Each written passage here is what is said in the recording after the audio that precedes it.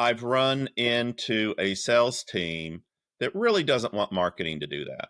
They're like, give me what I call the raw leads or the top of funnel leads. And that is a recipe for disaster for the company because it's marketing's job to get rid of all the tire kickers.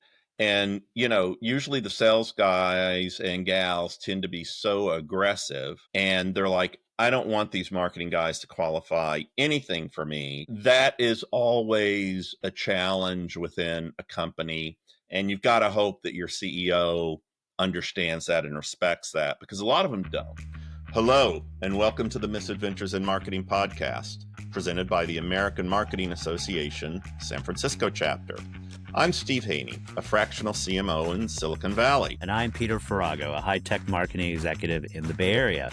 Each week, Steve and I come together to discuss all things in high-tech marketing. We share our own experiences running marketing teams with a special focus on technology startups, our successes, our failures, things that worked and things that didn't. We'll also be inviting our CMO friends and other marketing colleagues onto the show every once in a while, and hopefully we'll impart some wisdom along the way. Hey, Peter, how's it going? It's going great. You might not be able to see it, but I'm holding up an artifact of being a girl dad. I have my mug here and it says, "Beautiful girl, you can do hard things." And I kind of secretly like this coffee mug. And so that's what I've got today. Ta-da! Well, as they say, Peter, as the father of daughters, I can completely identify. My cup overfloweth. All right, so today we are bequeathing you with a new nickname. You are now Peter, always in trouble, Farago. That's right. Earlier in the green room, we were talking about growing up and being in high school and being very energetic, and you just feel like you're always in trouble. I completely identify with that. But I love that nickname, always in trouble. Mischievous too. It might be always looking for trouble, and maybe I need to work on some stuff. Okay, so seriously, we are going to be talking about lead funnels today. It's a very broad topic because there are so many ways a lead funnel works in different types of businesses. But of course, we're going to kind of focus on our narrower experience around tech. But even within tech, a lead funnel is very different for B2B SaaS versus a mobile consumer application versus something with a product, a business with a product-led motion. So we're going to be talking pretty high level, and just so the audience understands, our own experiences and prejudices will probably lead us more back to B2B SaaS, but that's fine. And then, talk about how you analyze your lead funnel, how you optimize it, and then, of course, the inevitable critical handoff to sales or some mechanism whereby a financial transaction actually happens. So, Peter, what I thought we'd do first was just kind of outline the customer journey and then where the lead funnel sits within the customer journey. Maybe let me set the stage, just a brief primer or like some tips, because I actually had to go look up some terminology before this to knowing that we were going to talk about it. So funnels aren't just like a visual. Everyone has a funnel on a chart that has this many steps that they're stages. And, they're supposed to be kind of strategic frameworks, if you will. When you hear lead funnel and customer journey and sales process, they're actually different, but they interlock. And so I just want to let everybody know that, it usually starts with understanding the decision-making process of whatever type of customer or consumer you have. And then, and that starts to become the steps of the funnel that you care about. Yeah, well, like I said, I think the lead funnel is somewhere near the top of the entire customer journey. And the way I look at the customer journey is that the first thing the customer sees is your brand, but I'm a brand guy. Or it may be word of mouth. I always say brand is your first salesman, right? It's the first thing they see about your company. And then maybe from there, at an event, the prospect talks to somebody, or there's an online interaction from the online presence of your company. And then there's the information capture, meaning you get an email, you get a name, some way that the company has a direct communication to the prospect. And this is usually the lead funnel part. And then these online actions, it could be cooking that prospect online as they're downloading your white papers, or maybe seeing ads for a mobile app. And then when you've got a number of people within an enterprise using it and they want an enterprise sale, you've got to talk to a sales guy. At that point, marketing's lead funnel and marketing's job, I don't want to say it's done, but you've got what's called an MQL, a marketing qualified lead. And you've got a definition of what that marketing qualified lead is that you hand it over to sales, and the sales process kicks in. And that's what I usually call the opportunity pipeline. So, I have this graphic because I have my model that I use where you've got the funnel leads down into a pipe, which is the opportunity pipeline. And at the end of the opportunity pipeline is closed won or closed loss, meaning you've got a customer who's paying you. And then, of course, beyond that is used to call account management. Now it's called customer success, simply because a lot of the SaaS products, you have to keep that customer around for a long time. You've got the CAC and the LTV, and for that whole ratio to work out, you have to keep that customer on to get the proper ROI on your sales and marketing costs. They're not necessarily buying a perpetual license, right? They're buying a subscription.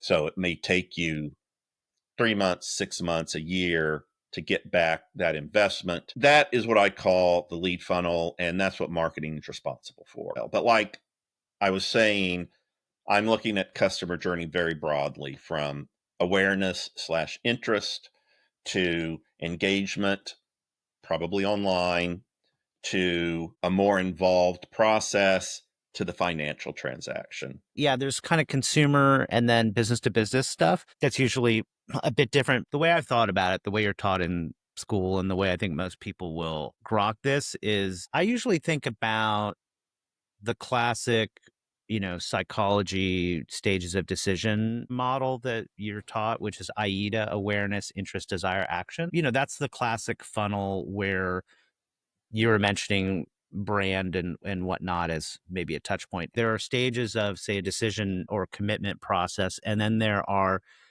lots of customer touch points that may or may not be linear. This is one of the biggest challenges, frankly, but like you have these stages in the funnel that you're trying to influence as a marketer. Maybe on the awareness side, becoming aware that you exist, the ad impression, maybe someone discovers a podcast, maybe you put out a blog post, maybe you're at a trade show and there's a conference booth, right? That kind of thing.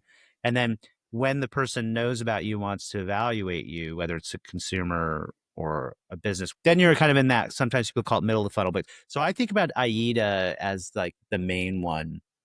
The modern funnel, which you were also addressing, because AIDA was developed before the internet existed. And now what's happened is the more modern funnel, I don't know if it has a name, is more operational. And it's what you were also talking about too, right? So if I take a step back, the first thing you got to figure out before you even think about the concept of a funnel is just kind of like, what is the the discovery and decision making process that your customer will go through? Usually you start with this idea of how does a customer become aware and make a decision? Mm-hmm. And that becomes stages in a funnel typically for your unique business.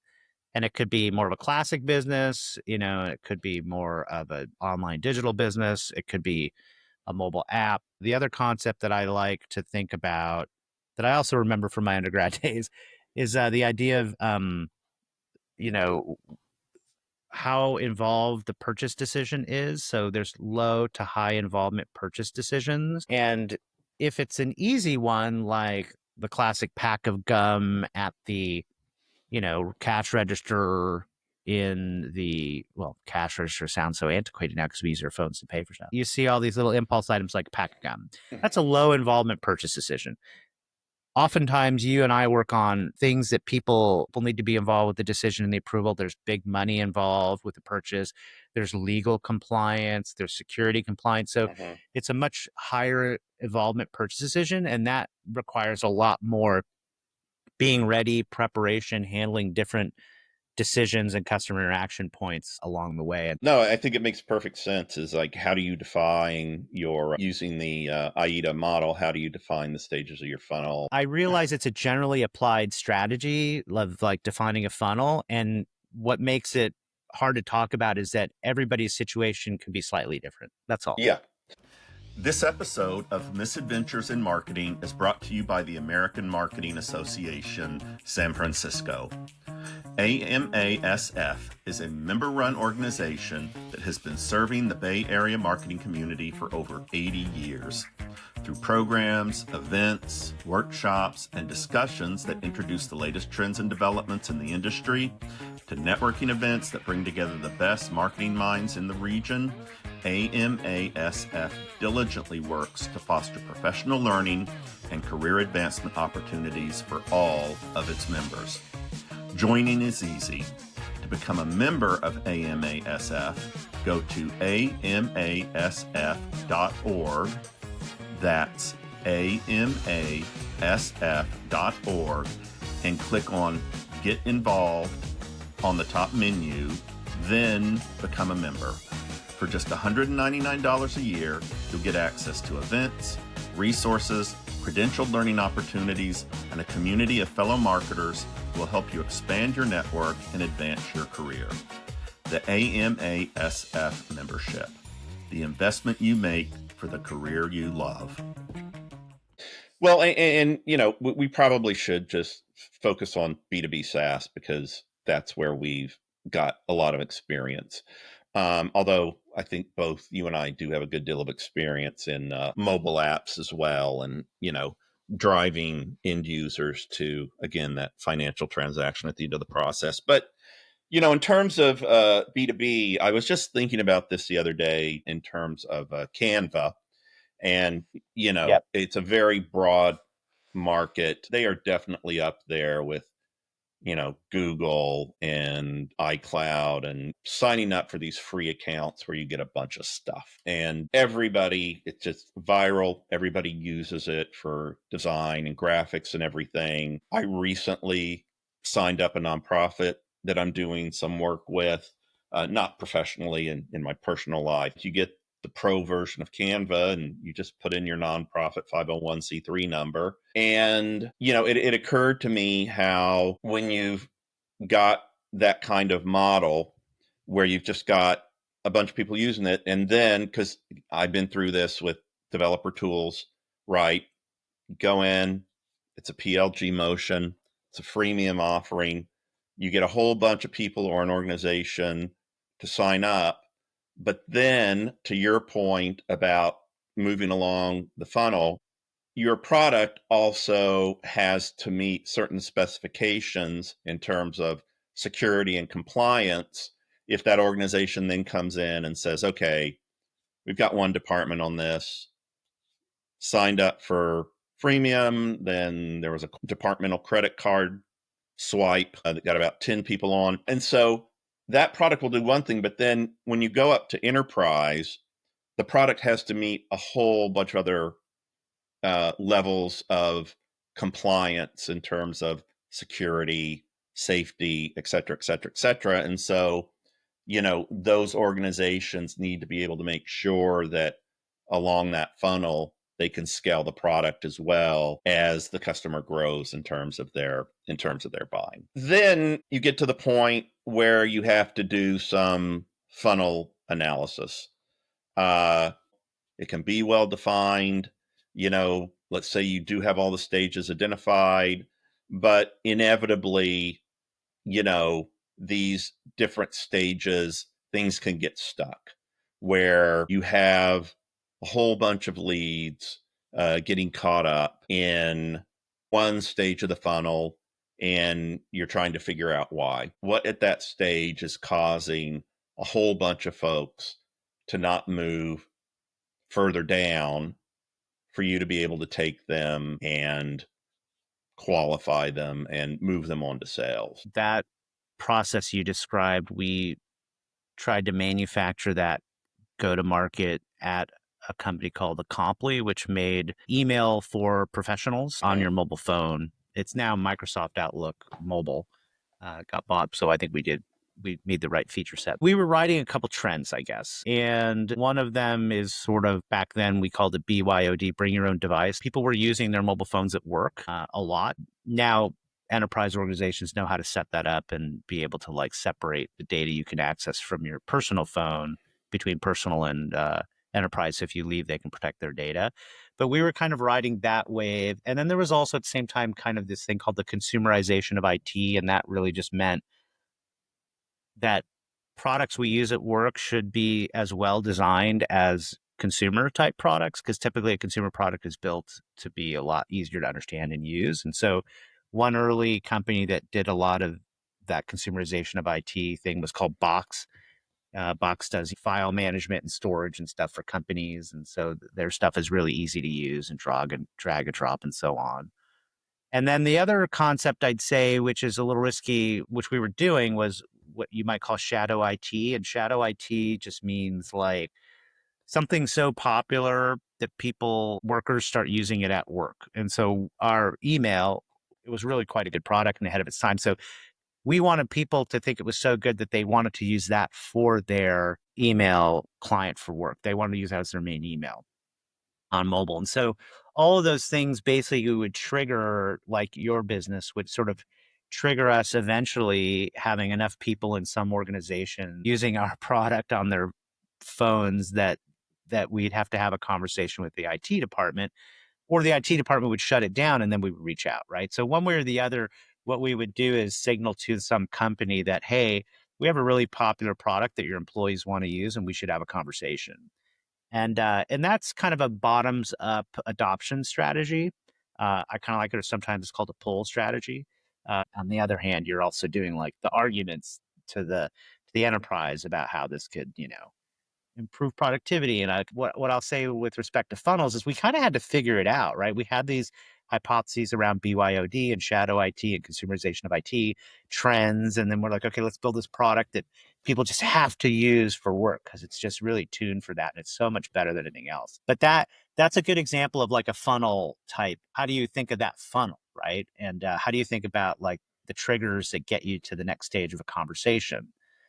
I was doing a funnel analysis at one of the companies I was at. Again, it was product-led growth, but it was a local download. It was a tool that you downloaded and ran locally on a Windows machine. And of course, there's all kinds of different ways to do this. But the way we did it is, we sent them a serial number that they put in, and they basically got the full meal deal for, I can't remember, 1 month, 2 months, something like that.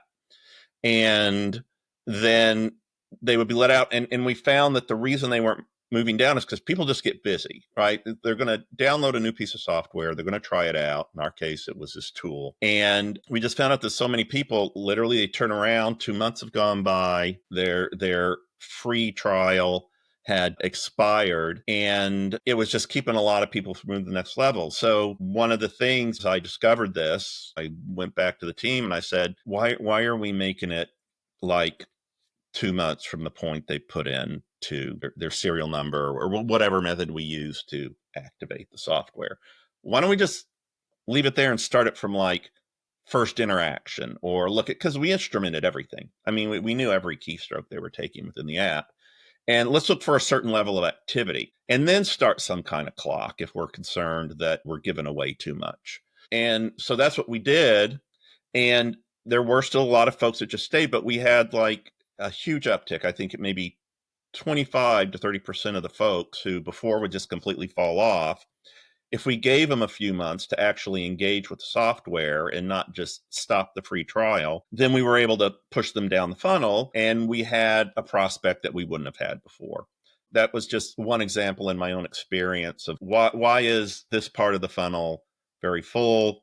Why is this one relatively empty? What's the acceleration? That's another thing. I don't know if you have any rules of thumb for acceleration, like why are leads moving from stage 1 to stage 2 very quickly, and stage 2 to stage 3 not as quickly? What is that calculation?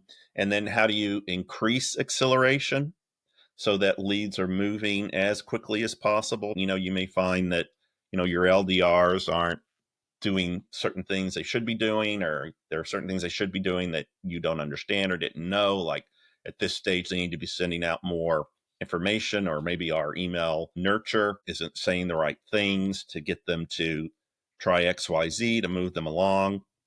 And so, all those considerations around movement from stage to stage of the funnel, acceleration rates being where you want them to be between stages of the funnel, all these kind of things you need to look at when you're analyzing and trying to get what you've committed to the company as marketing qualified leads to the sales team, so that then they have a full enough opportunity pipeline, which, as we know, is in addition to their own prospecting efforts, to hit those net new customers, make the quarter, make the half of the year, make the year, et cetera, and ensuring that that whole thing is moving along such that marketing is doing its bit to make the number at the end of the year. Yeah, it makes perfect sense. Again, listening to that, there's a murder mystery is what comes to mind. Maybe that's going to sound like a non sequitur, but what I feel like you've done is you understood behaviorally the steps people take. You thought about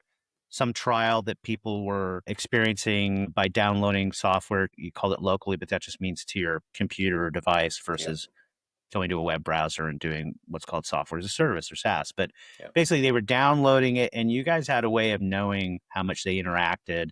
So that's one step. You said instrumentation, which implies analytics. So it just meant you know when people are interacting with your software and the usage.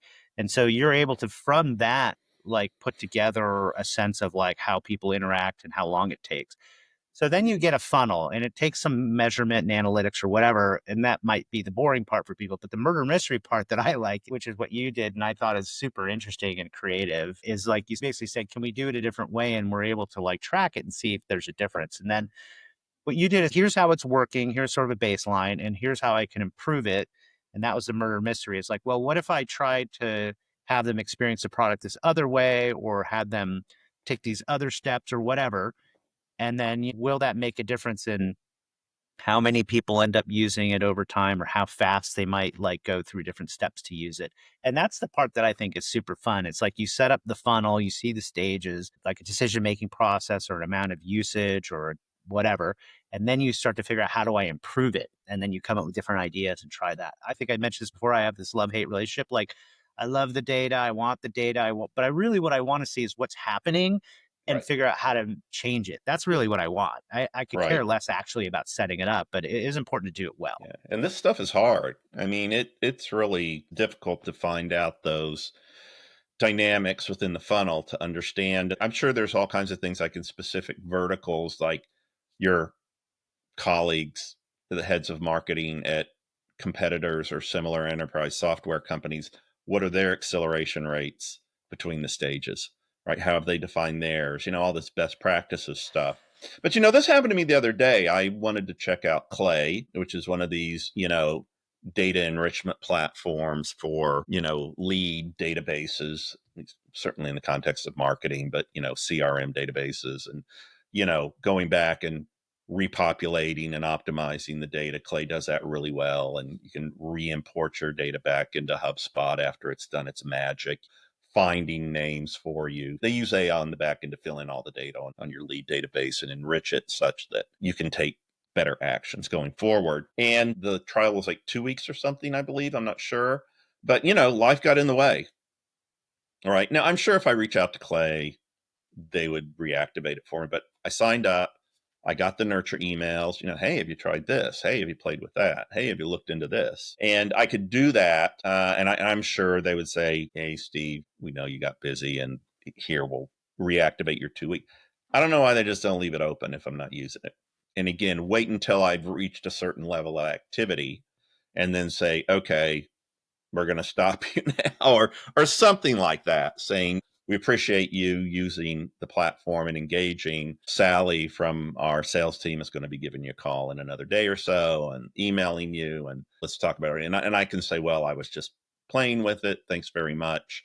Point is that there are all these opportunities where you can try to figure out how to keep the leads flowing. And then, of course, this comes to act 3 of our play here. And that is, when does that prospect that's at the bottom of the funnel become a marketing qualified lead? In my career, I've always had a very brief, very easy definition: no more than 5 things that define an MQL. The classic one, which is BANT, budget, authority, need, and timing. Maybe that's an old fashioned notion now. Who knows?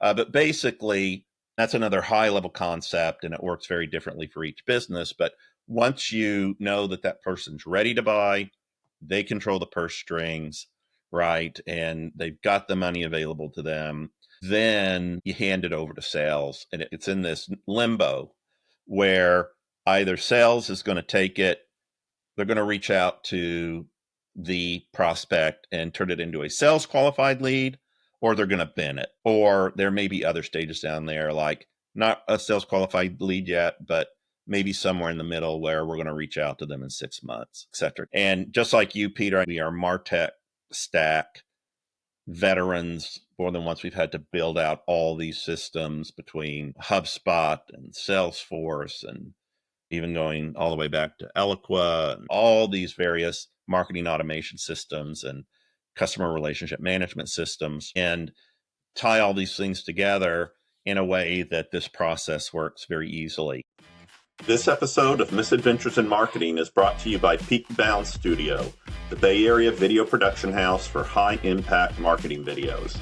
Online video is quickly becoming the universal language of business and the primary medium through which marketers speak to their prospects. According to Forbes and market research firm Statista, 90% of all businesses are currently using online video in their marketing. And in 2025, 85% of those businesses will increase their spending in online video over last year. Enter Peakbound Studio. Peakbound Studio is not just another video production team. They are storytellers, visual artists, and high-tech experts rolled into one. They manage everything from the initial concept to the final edit. Your online video presence has to be responsive, vibrant, and constant to get the attention of prospects and spread your message into every corner of the marketplace. Peakbound makes sure your messages are unique, compelling, and pop in today's attention-scarce world. So whether you need brand storytelling, customer testimonials, corporate videos, or short-form social media content, Peakbound delivers videos that don't just look good, they work. Learn more at www.peakbound.studio. That's www.peakbound.studio. Peakbound Studio, the video production house that puts your online video to work.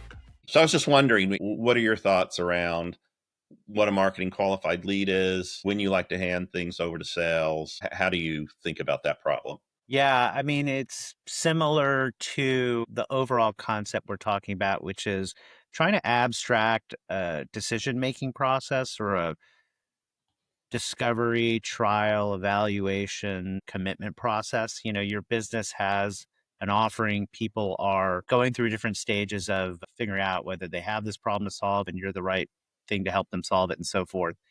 And so just like with the lead funnel, the pipeline or sales funnel has a similar and actually like intersecting set of abstracted steps. First of all, I think everybody knows a customer journey is not always like step one followed by step two. It can be in any order and kind of spaghetti. But what we do once we get to like the decision of a business to business company that's selling its product to other businesses, there is a sales team typically for bigger, more expensive products. That's what we're talking about today. They have to engage the customer. And then with interaction with the potential customer, they can actually map to these steps. And so what marketing tends to do, it's not always 100% this way, but mostly they tend to try to get to the salesperson or team, a potential customer who has demonstrated somehow to us that they're ready enough to talk to. And ready enough to talk to is what you talked about with BANT. I think BANT is a classic timeless thing. It's like, are they ready to make a decision? Do they have the money to make a decision? Is that the person who can make the decision? Or are you just talking to some other guy who? So it's like, because, the sales guy will or woman will then have a conversation with them, and they call that discovery, where they are basically trying to evaluate if the marketing qualified lead is actually what they would define or accept as a sales qualified lead. And what that kind of implies is that there's a shared understanding or definition that how we look at various customers at different stages of their potential commitment. It's actually one of the most important kind of feedback loops, ongoing sets of interactions that a sales and a marketing team can have in this kind of B2B setup, is that like, do we both agree when it's worth for a salesperson to talk to a potential customer? Because those And sales resources are expensive, right? So you they're don't actually want, quite expensive. Yeah. And I think, like sometimes like and they're if you're doing, constrained. There's only 24 hours in a day. Yeah. yeah. And I think, sometimes you could think as a marketer, hey, I'm doing all this work, getting them excited and educated and whatever. And you think I'm making the sales so easy, but it's actually kind of what you want. You'd rather not have a bunch of folks that they're talking to wasting time. So with all that in mind, getting back to your terminology, you're looking for signals and you might be doing what's called lead scoring. Like they've clicked on my pricing page, they've Right. downloaded a white paper, they've actually filled out the I want to talk to sales. Yeah. And so then you on the marketing side are saying, oh, I've clocked a group of people who've moved through like doing a certain number of things that give me confidence that they're ready to talk to sales. And then we call that the marketing qualified lead stage. The Hmm. next stage down funnel usually is described as the sales qualified lead. And that is the first moment, typically a salesperson, again, it's a bigger contract, more expensive, you need humans involved. They go and they actually schedule a meeting. They talk to the customer. They usually do it's a product demonstration, a demo. They go through, hey, here's a customer might have questions, and they basically are qualifying them in their heads. They're asking these questions and trying to see like, Right. do they need us? Do they like us? Are they comparing other things? Can we make sure they know why we're different and better?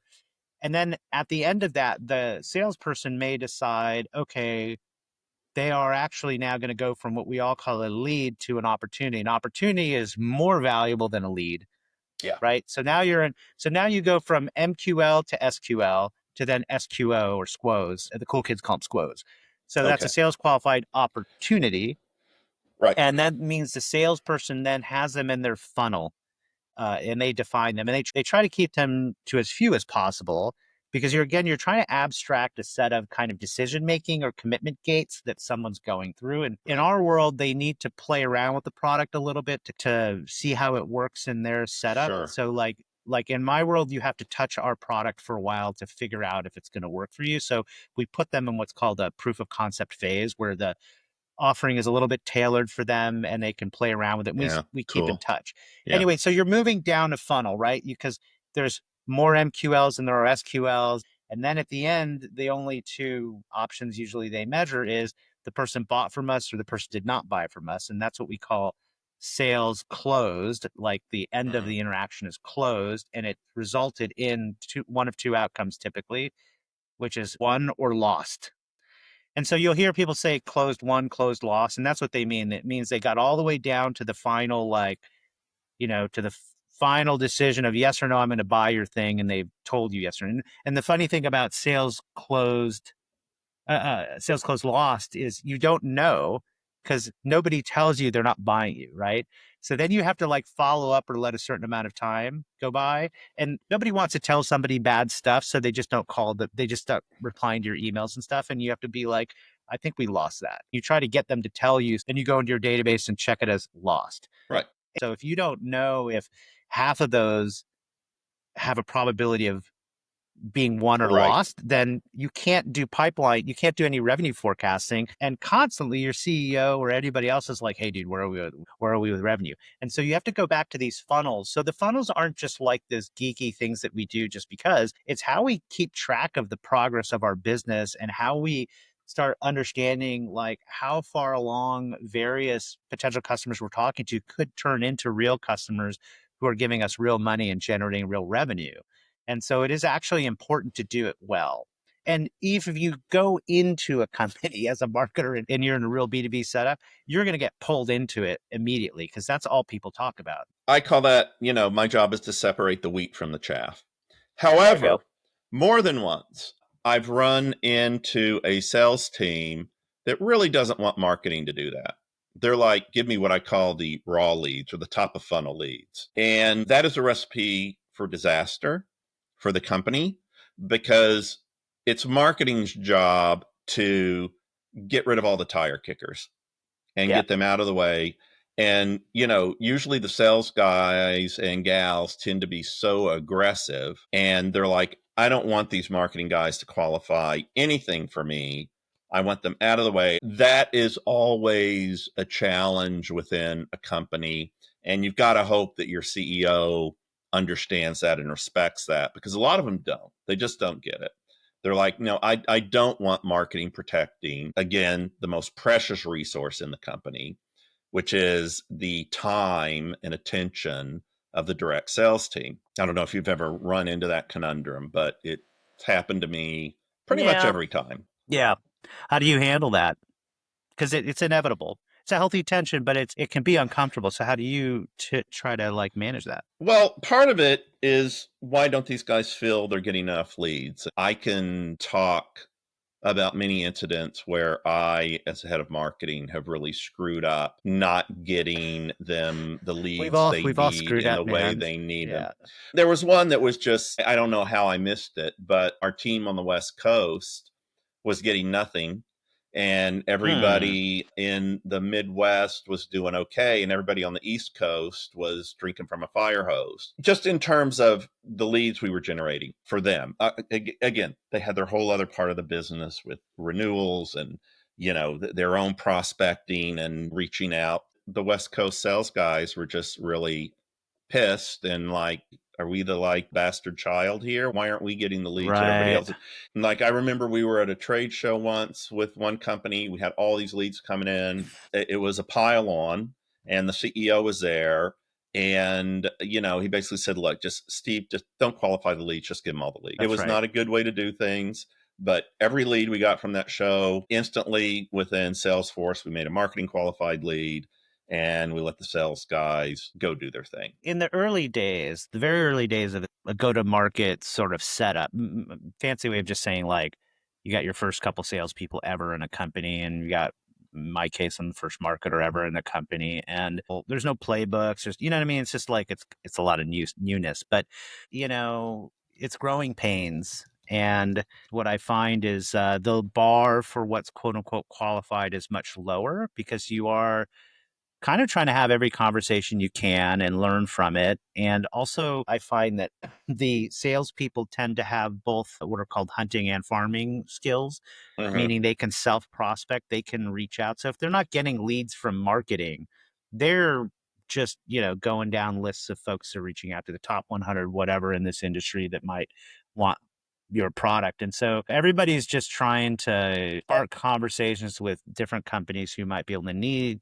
your product. And when I'm setting up the big inbound motion here, it just means like I'm trying to do a lot of content and SEO and trying to get, folks to come to us that I can pass to sales versus just like Mm-hmm. a lot of cold email outreach and campaigning stuff. So inbound versus outbound, for those who know, like it's a new product without much brand recognition. In our case, a little bit of a new category, and we're trying to educate folks on this new solution. And we're just starting to like build up our awareness and our credibility, so we are limited in our ability to pull in people and attract them to us to talk to us. So I'm just trying to do best effort and get as much of that going as I can. Mm-hmm. And then, then you start seeing the trends and you can build off that.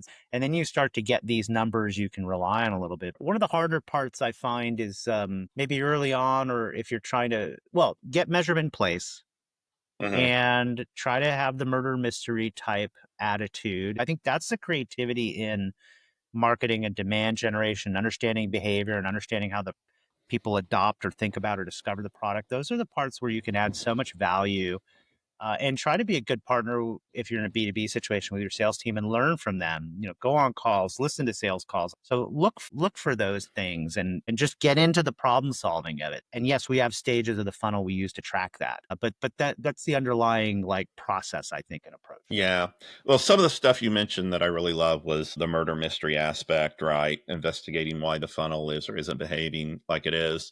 And then the random nature that the funnel is not a straight line. Maybe we should make that the title Yeah. of the podcast. We should get somebody on here more of a consumer app person, completely different Right. dynamic in terms of how that would work. Managing that kind of funnel is completely different. I'm not saying, I mean, maybe they do have an enterprise sales team. These are like, again, consumer apps for consumers, probably got a 15 to 20 to 30 person company, and all they do is sell that one app.